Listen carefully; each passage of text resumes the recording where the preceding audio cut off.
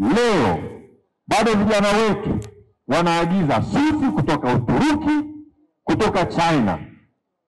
Wako vijana kwa kupitia elimu ya ujuzi kama VETA wameanza kushona suti hapa Tanzania nzuri. Azma yetu lazima kuwafundisha vijana wengi zaidi tuweze kuona vitu kama suti ambavyo ni rahisi na vitu vingine kama samani, furniture.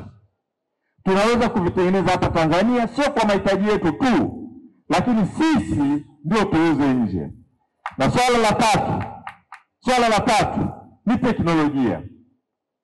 Inaongezeka kwa kasi kiasi kwamba nafasi za ajira nyingine zitabebwa na teknolojia.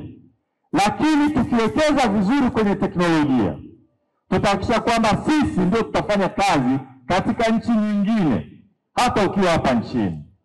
Kwa hiyo elimu ni swala la kufa na kupona. Inawezekana ikawa rahisi kuzungumzia SGR, unaiona ni hatua kubwa ya maendeleo. Mageuzi ya elimu yanapoanza ni kazi kubwa, nzito, na muda mrefu. Wako watu wengi hawataona kwamba kuna jambo kubwa linafanyika, litakuja kuonekana mbele ya safari.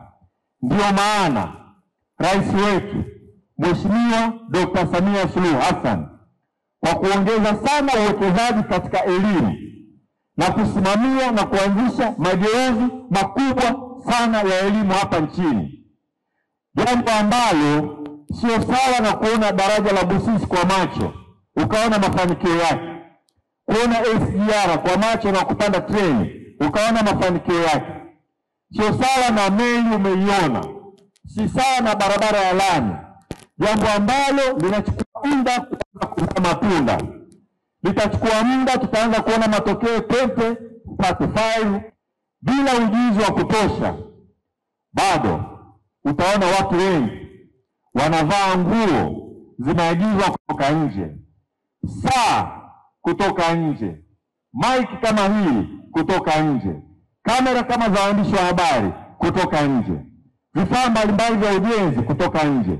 Kupitia elimu na kwa njia ya elimu, sayansi na teknolojia na ujuzi, tuna uwezo wa sisi kuzalisha bidhaa nyingi tunazozitumia sasa hivi kuliko ambavyo tunafanya sasa hivi, hasa elimu ikienda na ujuzi.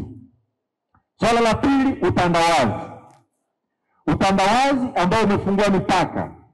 Bidhaa kutoka nje zinaingia ndani ya nchi na za ndani ya nchi zinaenda nje. Bila elimu tutakuwa sisi tunaagiza zaidi kutoka nje, lakini hatuzalishi bidhaa kuuza nje. Nchi ambayo haijawekeza vya kutosha katika elimu, hata ijalie rasilimali kiasi gani, haiwezi kupiga hatua ya kweli. Inaweza ikawa na kipato kikubwa, lakini wavunaji wa rasilimali